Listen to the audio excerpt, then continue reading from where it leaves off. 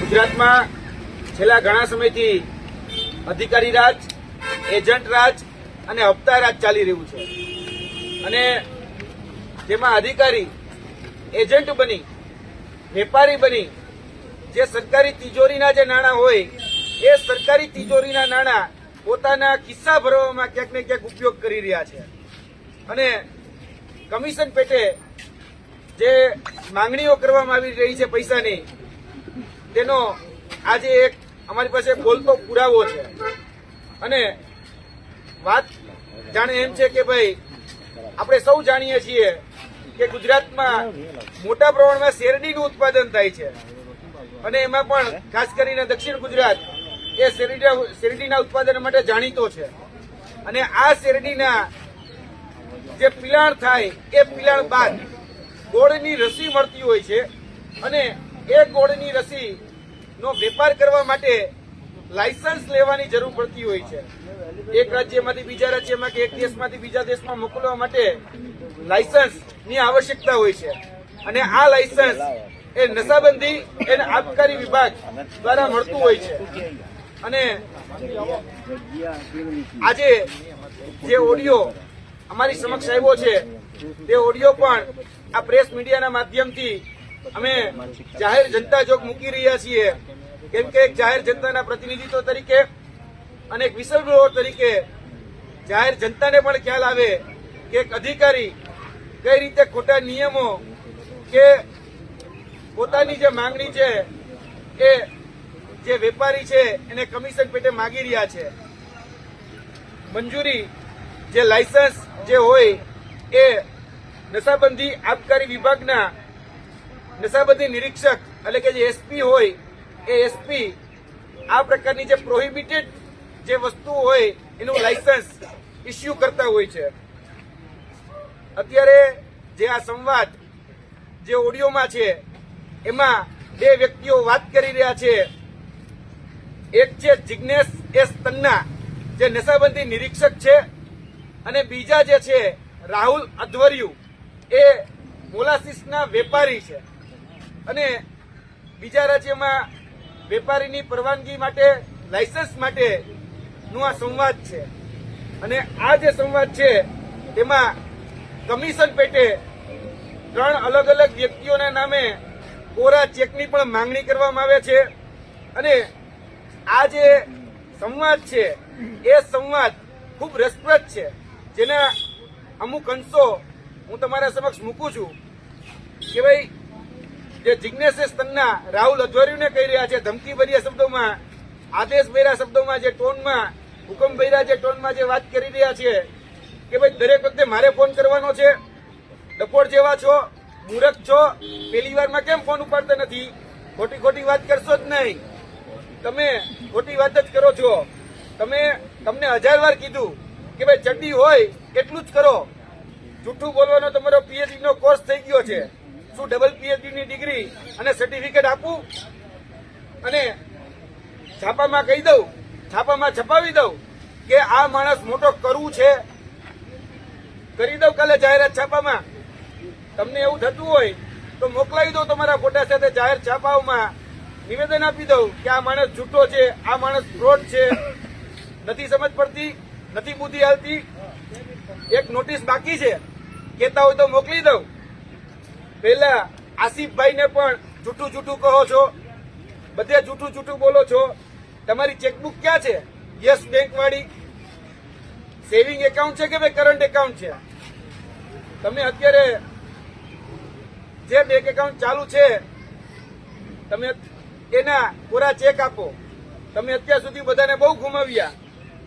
તમે ચેકબુકમાંથી અલગ અલગ ચેક ફાડી 3 ચેક બધાને આપો. ચેક લખી અને તેની સ્કેન કોપી ઓરિજિનલ કુરિયર કરો. લક્ષને, સુનિલને અને ગુલાબભાઈને ઓલરેડી આસિફભાઈને વાત કરેલ છે. કરણભાઈ આજે આવવાના છે મળવા માટે. હું વાત કરું છું કરણભાઈને કે તમે કરણ સુરતવાલાને પણ ઉલ્લુદ બનાવ્યા છે, બહુ જૂઠું બોલ્યા છો, તાકાત બહારની વાત કરો છો, નથી ભાન પડતી. એકવાર દંડા ખાવાથી મારા કારણે દંડા નથી પડ્યા એટલે સુધરતા નથી. આ શનિ રવિમાં બધાને ચેક આપો એટલે બધાને એવું થાય કે બધા પાસે કશું કંઈક છે. ધ વે કોર્પોરેશન નામનો ચેક આપજો અને ચાલુ બેંકનો આપજો, ઓલી ફ્રોડ બેંકનો ન આપતા, નહીં તો ફ્રોડનો બીજો કેસ થઈ જશે. આ બધા લોહી મારું પીવે છે તમારા કારણે.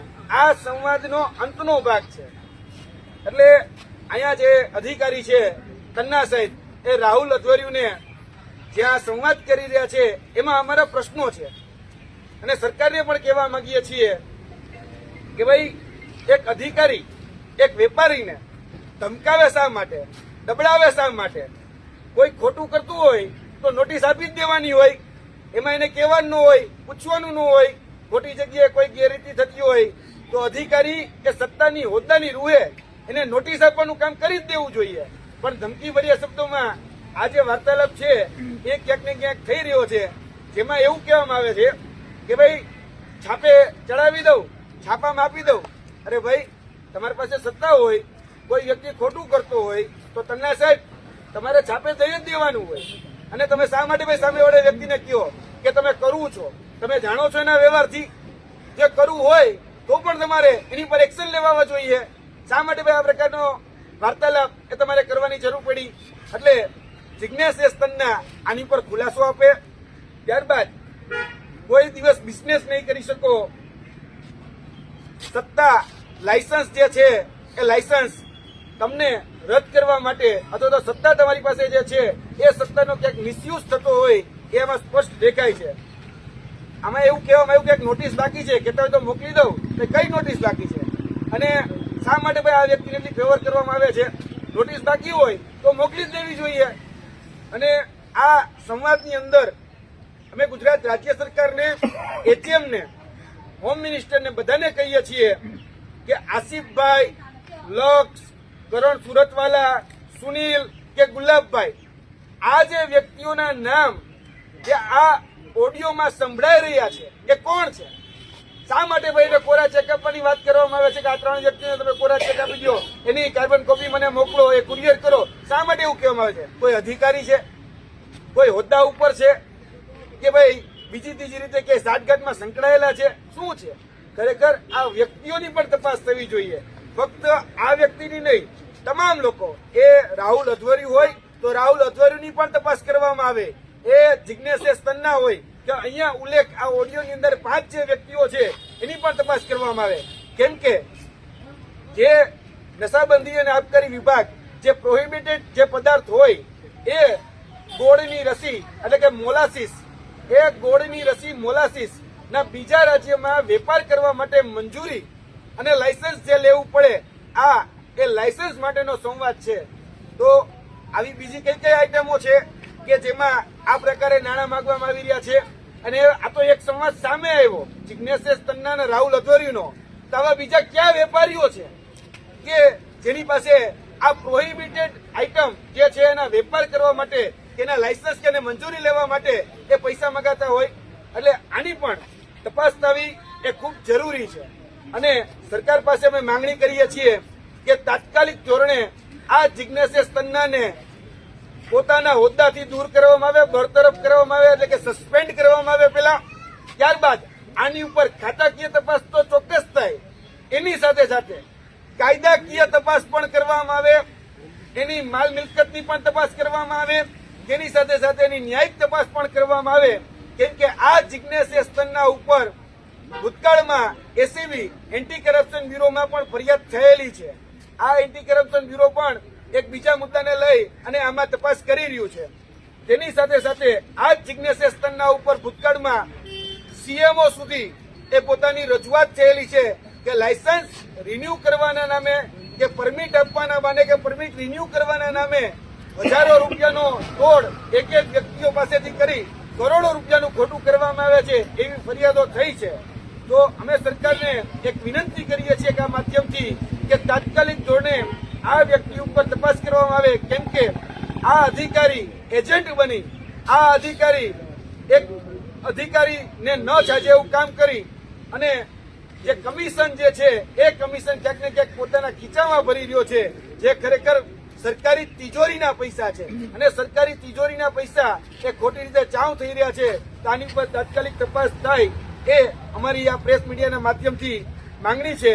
અમે આ વાતની રજૂઆત ઓલરેડી પહેલા 3 દિવસ અગાઉ સીએમઓ, એચએમઓ, હોમ સેક્રેટરી, વિજિલન્સ અને નશાબંધી આબકારી વિભાગ ગાંધીનગર ખાતે આની લેખિત ફરિયાદ પણ અમે આપી ચૂક્યા છીએ. એટલે આશા અપેક્ષા રાખીએ કે તાત્કાલિક ધોરણે આ વ્યક્તિને સસ્પેન્ડ કરી અને ત્યારબાદ ખાતાકીય, કાયદાકીય અને ન્યાયિક તપાસ થાય. જી ઓકે.